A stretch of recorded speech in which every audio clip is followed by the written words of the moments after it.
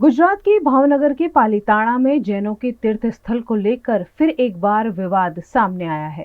गीता जयंतीना महोत्सवने लईने थोड़ोक समय माटे अमारे तलेटी उपर प्रगटनाथ महादेव अथवा तो नीलकंठ महादेवना दर्शनमां जवानुं न थयुं।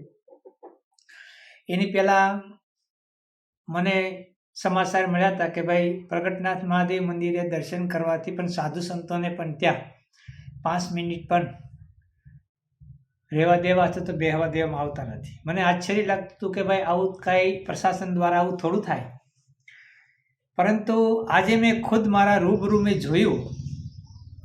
હું જ્યારે નીચે પ્રગટનાથ મહાદેવ મંદિરે આજે સવારમાં દર્શન કરવા ગયો એટલે તરત 2 પોલીસ મારી પાછળ આવી।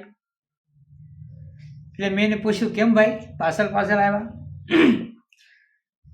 મને એને સ્પષ્ટ શબ્દમાં કીધું કે આ મંદિરની અંદર તમારા જેવા ભગવા કપડાં પહેરવાવાળા વ્યક્તિઓને દર્શન કરીને તરત નીકળી જવાનું છે, અહીંયા 5 મિનિટ પણ ખોટી થવાની નથી। મેં કીધું એવું તો તને કોને કીધું? તો એને કીધું મને પીઆઈ જાદવ સાહેબે કીધું। જાદવ સાહેબને મેં ફોન કર્યો પણ જાદવ સાહેબ ફોન ઉપાડ્યો નહીં।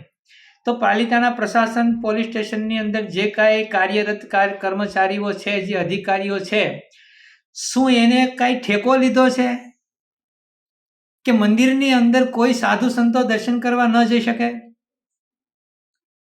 તમારે શું અમને પાછા રોડ ઉપર લાવવા છે?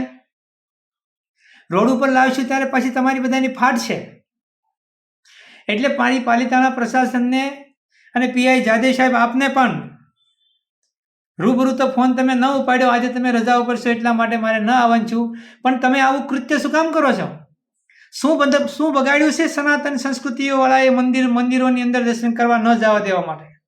હિન્દુ જનતાને અને સાધુ સંતોને મારે કહેવાનું છે, જો આવી રીતે તાનાશાહી અમે શાંતિ જાળવી છે। શંકરાચાર્યના આગમન પછી 2 મહિનાનો સમય આપ્યો તો અમે સમજો ભાઈ શાંતિથી બધું પતે, સમાધાન થાય, પણ આવી રીતે હજી જો તમારામાં કોઈ ફેર ન પડતો હોય તો પુનઃ પાછું અમારે રોડ ઉપર આવવું પડે અથવા તો કોઈ આંદોલન કરવું પડે અથવા તો કોઈ કાનૂની વ્યવસ્થાને ધ્યાનમાં રાખીને કોઈ પણ વસ્તુ અમારે કરવાની થાય તો પછી તમને તકલીફ પડશે। એટલે તમે જે તમારા પોલીસવાળાને તમે જે આજ્ઞા દેતા હોય દો, પણ ખોટી રીતે કાયદાના નિયમમાં આવતું હોય એ બધું તમે કરો।